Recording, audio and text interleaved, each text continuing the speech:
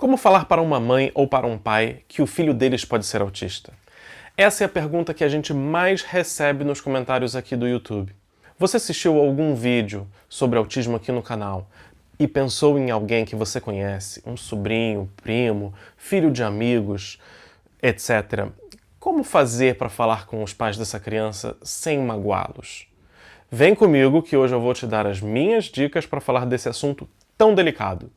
Não esqueça de já deixar a sua curtida e se inscrever aqui no canal, que é só assim a gente vai saber se grava mais vídeos sobre esse assunto, ok?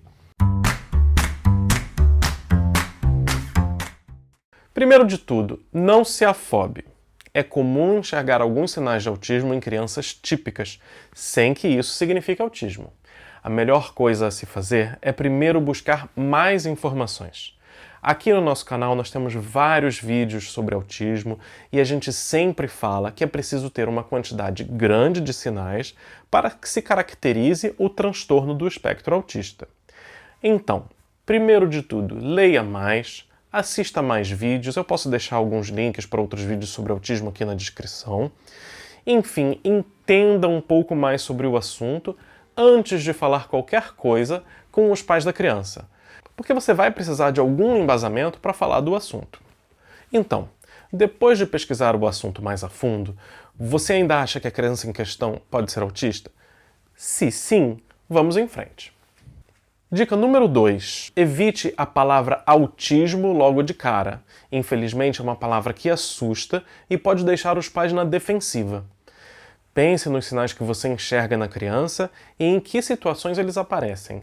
Não comece falando do todo, fale somente da parte. Ou seja, fale dos sinais. Por exemplo, se a criança tem um atraso muito grande na fala, ou se ela brinca de maneira estereotipada, seguindo um padrão específico, agrupando objetos, ou empilhando, ou agrupando por cor, por forma, etc.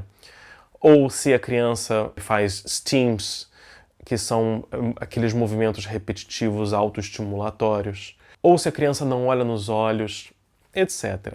Sabe aquela história do gato subiu no telhado?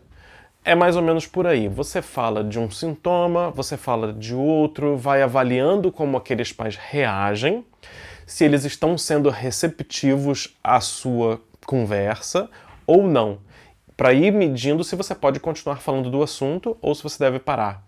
Muitas vezes nem é você que vai precisar dizer que o gato caiu do telhado. Isso pode vir direto de um profissional de saúde.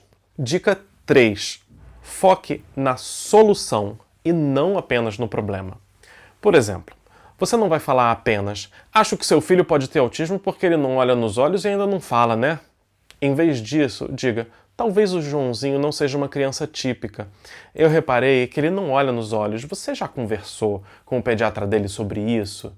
E sobre ele ainda não falar nessa idade, o que acha da gente procurar uma fono para ajudar ele a se comunicar melhor?". Tá vendo a diferença? Você está focando na solução e não no problema? Dica número 4. A qualquer sinal de resistência ou negação por parte dos pais dessa criança, não insista, não seja repetitiva. É possível que os pais neguem, digam que não tem nada a ver, mas o seu trabalho nesse momento é só de plantar a sementinha. Não é para tentar convencer os pais ali naquele momento. Fale apenas uma vez, se certificando que a mãe ou o pai prestaram atenção, mas não insista. Quanto mais você repete e tenta convencer, mais o outro se fecha. Plante a sementinha, deixa que ela cresça na cabeça dos pais daquela criança. Talvez eles venham a te procurar depois, ou eles resolvam buscar as informações deles sozinhos. Se te procurarem de novo, ofereça apoio, e se eles pedirem, dê também as suas fontes de informação. Fique à vontade para compartilhar os vídeos aqui do canal também. Lembra que eu falei no início do vídeo que eu ia te dar dicas de como falar de autismo sem magoar as pessoas?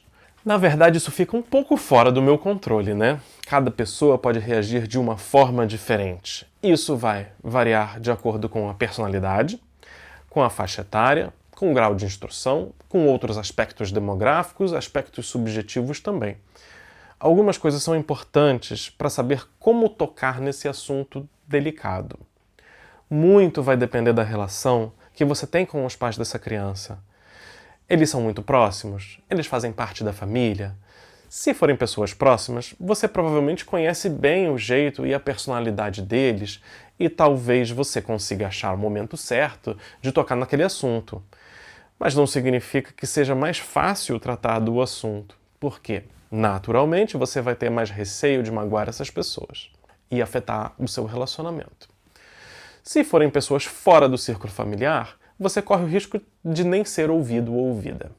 Cada caso é um caso. Dica número 5. Procure um aliado. Talvez você precise buscar aliados. Se você acha que não vai ser ouvida pela mãe daquela criança, por qualquer motivo que seja, pense numa pessoa em comum que ela tenha mais confiança e possa te ajudar a fazer essa ponte. Pode ser outra pessoa da família, avô, avó, irmãos, amigos ou até mesmo uma professora da criança. Se você tem medo da reação dos pais e não quer se expor, mas quer que a mensagem chegue a esses pais de alguma forma, talvez exista alguém que tenha mais tato, mais jeito do que você para falar sobre o assunto. No final das contas, o importante é a mensagem chegar aos pais para que eles possam buscar orientação e possam ajudar aquela criança. Dica número 6. Crie coragem. É difícil mesmo de falar. Mas pense que você está tentando fazer uma coisa boa por aquela criança. E, por consequência, uma coisa boa para os pais dela também. Então, você ouviu aí as minhas dicas, mas agora chegou a hora de falar com a mãe daquela criança ou o pai daquela criança que você acha que pode ter autismo. Então eu vou te dar alguns exemplos e você vai ajustando aí de acordo com o que você achar melhor, de acordo com o caso específico. Primeiro exemplo. Oi, fulana. Olha, há algum tempo eu venho reparando que o Joãozinho é um pouco diferente das outras crianças. E porque eu gosto muito de você e dele, que eu tô falando com você. Eu acho que ele tem muitos sinais atípicos, sabe? Por exemplo, sinal tal e tal e tal e tal e tal. Parênteses, se você precisar de dica de sinais de autismo, a gente tem dois vídeos, na verdade, super completos sobre sinais de autismo em bebês e outro sobre sinais de autismo em crianças um pouco maiores. Então, fica à vontade para assistir, pegar os sinais que você acha que se encaixam e trazer para a sua comunicação com os pais dessa criança. Continuando, né, o que eu estava falando. Muitos sinais atípicos, por exemplo, tal, tal, tal. O que acha da gente pesquisar um pouco mais juntas sobre o assunto?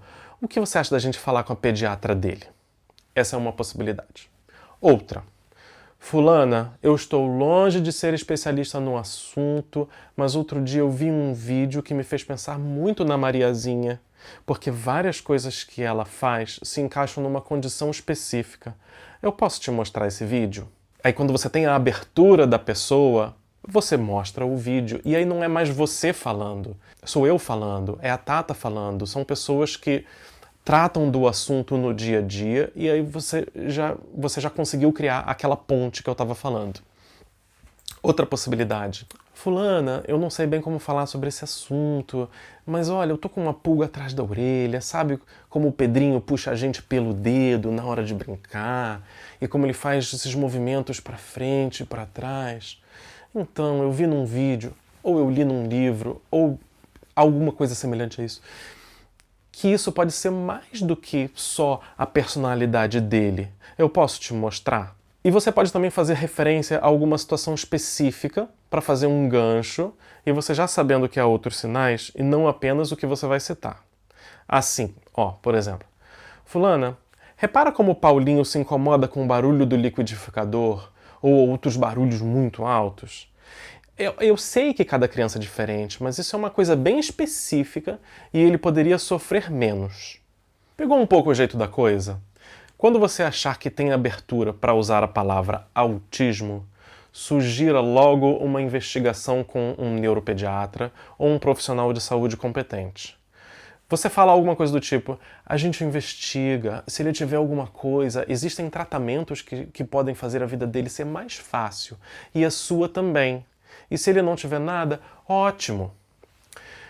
O importante é você oferecer apoio.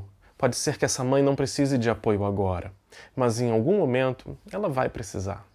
Continuando aqui as dicas, vamos para a dica número 7.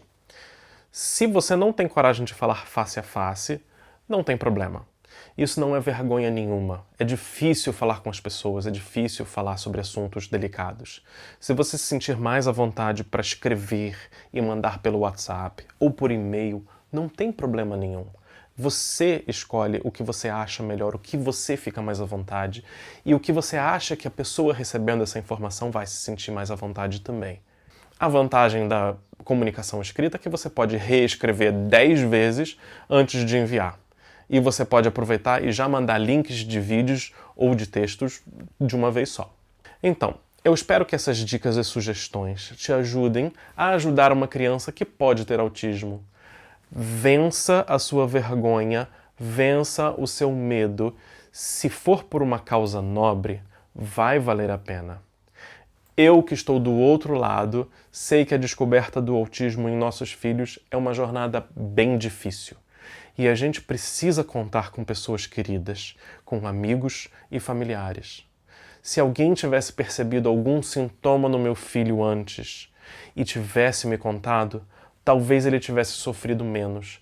Talvez a vida dele e a nossa tivesse sido um pouco mais fácil. Gostou do vídeo? Deixa sua curtida e se inscreve no canal. Um grande abraço e até o próximo vídeo.